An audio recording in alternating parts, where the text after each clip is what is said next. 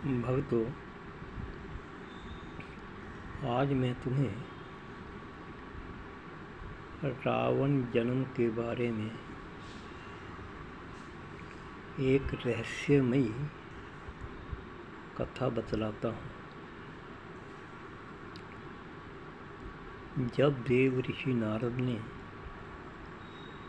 भगवान विष्णु के द्वारपाल जय विजय को श्राप दे दिया कि तुम्हें धरती पर आकर राक्षस योनि में जन्म लेना होगा, तब वह अति घबरा गए।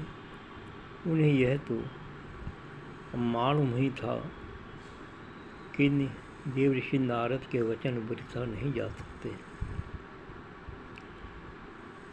वह अपनी मुक्ति का उपाय सोचने लगे। उनके पास कोई भक्ति तो थी नहीं। एक दिन उनके विचार में पितामह के मानस पुत्र पुलस्त्य जी का विचार आया। उन्होंने सोचा, वह ऋषि हमारी सहायता अवश्य करेंगे, इसलिए वह दोनों मन में इसी प्रकार की इच्छा को लेकर उनके आश्रम में गए। पुलस्त्य ने उन्हें देखकर उनकी आवा भक्त की कि यह भगवान विष्णु के द्वारपाल हैं। उनका सत्कार किया और उनसे उनके वहाँ आने का कारण पूछा। तब जय विजय अपनी विपद कथा कहते हुए कहने लगे, हे मुनिवर, हमें देव ऋषि से उनके हंसी उड़ाने का विरोध स्वरूप श्राप मिला है। कृपया हमें उस श्राप से मुक्ति दिलाएं।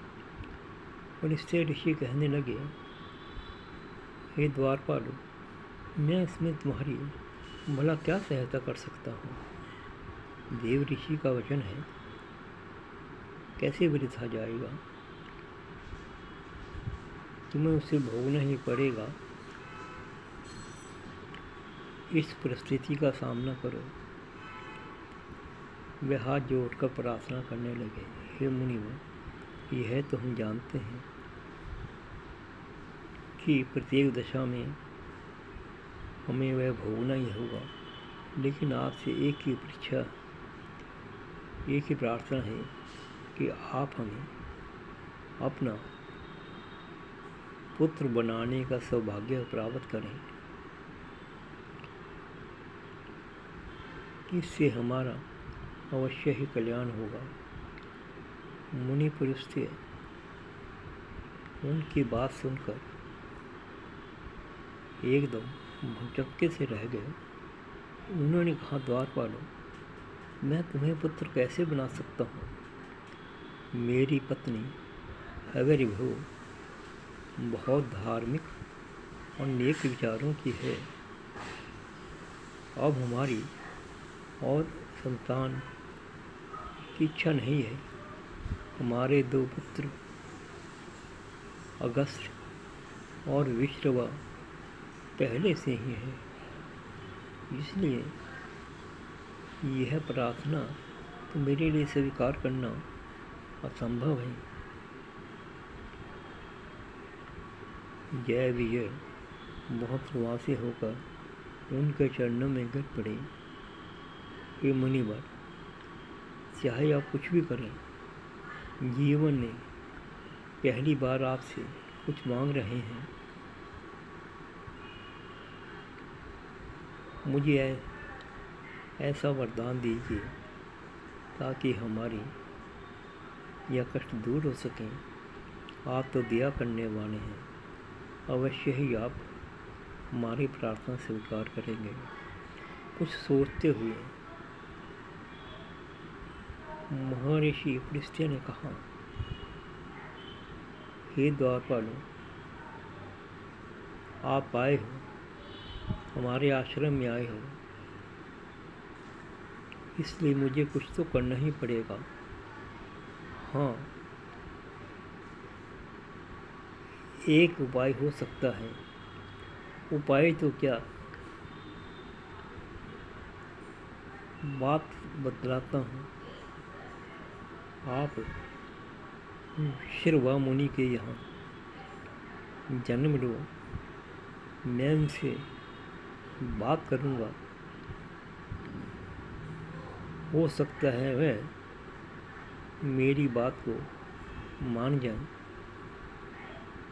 और तुम्हारा कल्याण होने में कुछ सहायता दे सकें। वह कहने लगे, हे मनीषी, पर देव ऋषि ने तो हमें राक्षस योनि में पैदा होने का श्राप दिया है। मनीषी पृष्ठ ने कहा, और राक्षस योनि का मतलब और राक्षस बुद्धि से होने का है। तुम विश्रवा के घर में उनके द्वारा पैदा किए जाओगे, इसलिए तुम निश्चिंत रहो। कहलाओगे तो तुम ब्राह्मण ही, बुद्धि भी तुम्हारी ब्राह्मण ही जैसी होगी। हाँ, बाद में सावधान रहना, कहीं तुम्हारी बुद्धि में कोई दुष्प्रभाव न आ जाए, पर यह तो आना ही है, आएगा ही, पर तुम भोले की शरण में रहना। तुम भगवान विष्णु के द्वारपाल हो, वह ही कुछ तुम्हारे कल्याण का उपाय सोचेंगे। जब तुम धरा पर आओगे, मेरा सोचना तो यही है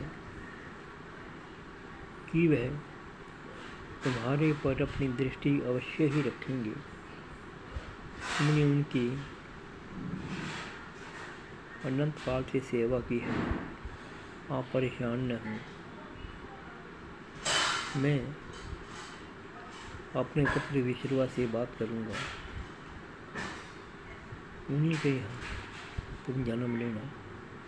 तो हे भक्तों, विश्रवा मुनि के यहाँ जय विजय ने रावण और कुंभकर्ण के रूप में जन्म लिया। शुरू में तो उनकी बुद्धि ऐसी ना थी, पर कालचक्र है, मुनि का श्राप है, कैसे वह रथा जाता। उसके उन दोनों की बुद्धि भ्रमित हुई, और आगे की कथा तो आपको विदित ही है कि रावण और कुंभ का क्या परिणाम हुआ। जय श्री राम, देवराज बंसल।